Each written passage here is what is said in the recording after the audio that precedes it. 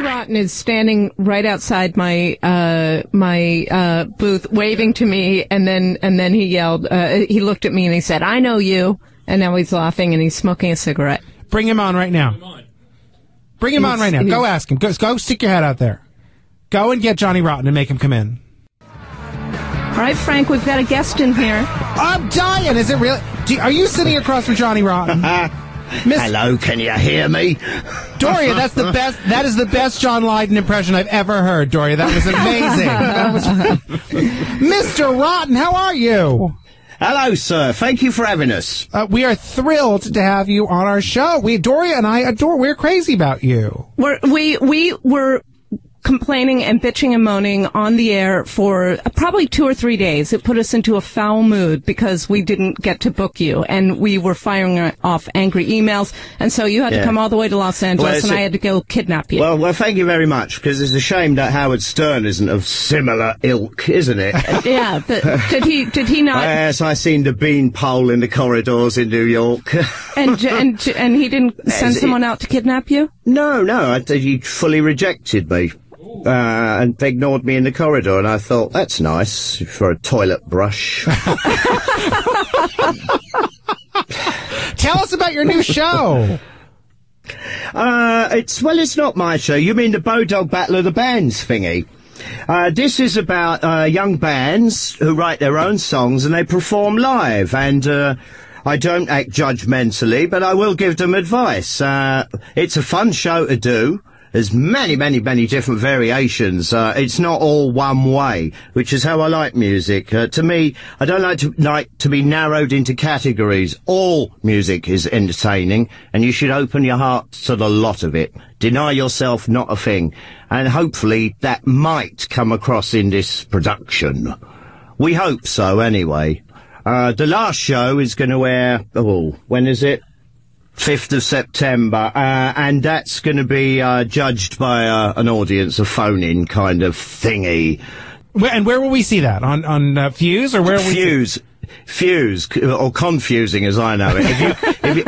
If you can find it on your cable, good luck. And they were following you around with cameras when you were in New York, right? that can be very annoying, but we stopped that. Because you do need a moment to fart in private, you know? Well, Frank hasn't learned that yet. Or on the air or whatever. No, you understand that it ends up that, like, just a silly-ass end of TV is all that gets shown when you allow those things. I mean, you know, you do have your moments where you pull a goofy face and, lo and behold, you're lumbered with that image for the rest of your life.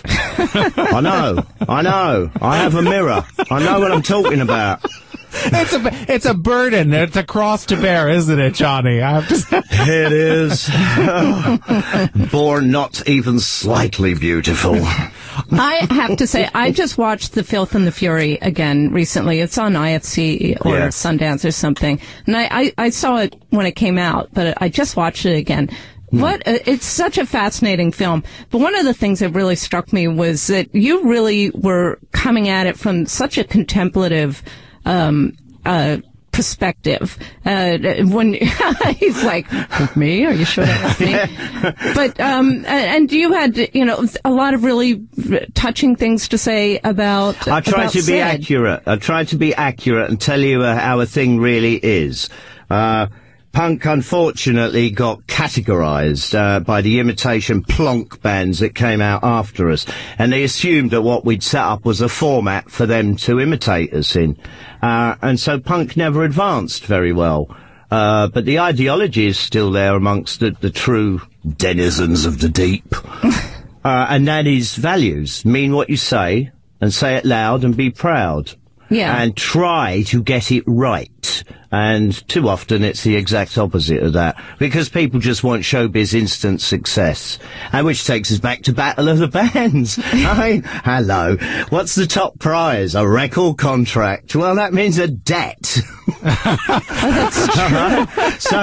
Mr. Rotten is on one hand most generous, but on the other, a horrible sod. He's giving the top band $1 million debt. It's servitude. The joke is, I don't really have a record deal of my own in America at the moment. And not public image, is that something that was just sort of a project for a while? Well, public image is there, the Pistols are there, but you can't find the damn stuff in the stores. It's, Warner Brothers being a little bit negative with us. So it seems like we're going to have to force our stuff onto, oh my God, iPod. Well, that's the thing. I mean, so much of music that's coming out now. Which ultimately means less money for the bands. And it's a downgrading of everything. And live music is definitely being stifled and some kind of cleverly little way of like stomping us all out. You mustn't. Songwriting is what keeps music alive, and these young bands are trying that. I mean, they're not brilliant by any stretch of the imagination, but then in comparison to me, who could be? Here, that's what I say. Everything's so cookie cutter right now. A lot of the stuff that's being put out. Do you think that maybe eventually you'll be able to like cut out the middleman through like iPods? I'm waiting to see a generation stand up for themselves, like indeed what my lot did. Mm-hmm. There's been several generations since that have given up the ghost of originality and come on with this MTV-led, like, well, what's the point in trying? It's all been done before. Well, that's nonsense. We all have our own life experiences, and if you can't translate that into a song, fuck off. Yeah. Get it right. I've got to say, years ago, I don't want to, should I date us and say how many years ago it was? Or not? It was, because it might have been like 21 years ago, maybe. Listen, boyo, I'm 51 years young and I'm not the slightest bit shy of that fact. All right, good. All right, so 22 years ago, I was living in Detroit and I went to see you at the theater in Royal Oak, and and in those days people could smoke at the theater, and you were handing out cigarettes to the people in the front, and I'll never forget it as long as I live. You said, "Look at me performing miracles." And well, let's face it, if I was handing out cigarettes, it's only because there was only 20 of you in the audience. It was a little more crowded than that, circle. But no, but it was just, and I wanted to ask you, well, thank you for remembering that, because it's important to me that gigs be a complete social event and not just a band of pontification and negating an audience's responsibility. For me, they are part of the show. Well, I just want to ask you, and the songs I perform and the way I perform them is all directly in response to how an audience are with us. Well, I wanted to ask you, do you think you've been well served? You were a member. You were a member of Public Image for that one evening. Yes. Did you get your cigarette? No, I don't smoke. I wasn't near there. No, I was in the back. You could have started, Frank, and then you'd be able to blame it on Johnny Rotten got me hooked, yes. Give that man a cigar. No, but here's my question. Has having a really good sense of humor served you well over the years? I think it's essential, isn't it? I think so, Life, even when it's at its most deepest, saddest, you should still be able to smile. I mean, it's my culture, too. The Irish in us. When your family members die, you don't wallow in silly grief. You look on the brighter side. You hope they've gone to a better place, even though they probably haven't. But wherever you go after death, it can't be much worse than here. So keep smiling. Well, that's the thing that I've always loved about the Sex Pistols, is that I got a lot of humor out of the band. Well, I mean, there are great tragic songs, aren't they? Yeah. Smile while your heart is aching.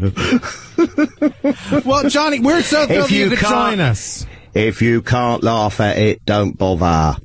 Here. Don't bother getting Words up. to live by. Yeah, and so our next guest is connected to the Sopranos, and so how did you feel when you heard Time Zone and World Destruction at the end of the Sopranos? Did you notice that one episode? What a shock! Yeah, because nobody bothered to ask for permission for the songwriting side of it. Check. But I must say, it really worked. Oh, it was a great moment. We were loving every bit of it. I'll tell you, The Sopranos was an excellent all-round production, and it was just sheer joy and shock to hear it in there, because I liked the music, and I liked the way they picked the songs around that show very, very much. It was an odd juxtaposition of events, was it? The Mafia and, Time Zone, and various other things, but it worked. It kicked it up a notch. Well, it worked for me, and you've thrilled us and given us a big, you've performed miracles again, Johnny Rotten, right here on our show. Thanks for being with us, and we'll watch the show on Fuse. September 5 is the last episode? Yes, if you've got a friend in Jesus. Let me take you up to the spirit in the sky. That's where I'm going to go when I die. When I die and they take me to rest, yeah. We're going to go to the place that's the best.